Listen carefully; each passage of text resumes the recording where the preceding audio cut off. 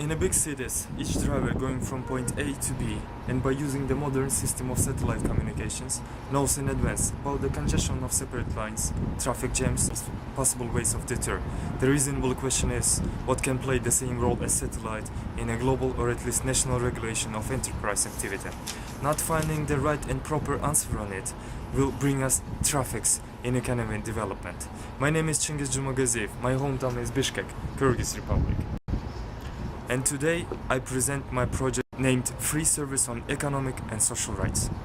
Well, what has stimulated me to start the project? First of all, since 1991, the collapse of USSR till present time, the reality has shown that no society development is possible with the lack of middle income class, whereas an existence of corruption doesn't stimulate or even stops the rights and freedoms on economic activity. In accordance with the Transparency International 2010 and 2011 reports, Kyrgyzstan takes 164th place out of 180 countries at all.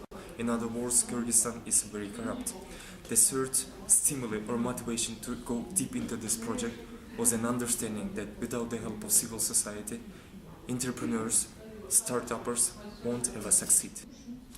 Let me quickly explain a few components of my project. Well, let's imagine that you have a capital to invest into the Kyrgyzstani market, whether production or service. Barrier number one: no state or non-state source or body does exist that provides full and proper information on the areas of investments and profits entrepreneurs can get. In other words, neither volume or norms of profit does exist. Second component: both micro and macro financial institutions in my country don't act in a full, proper and justice manner.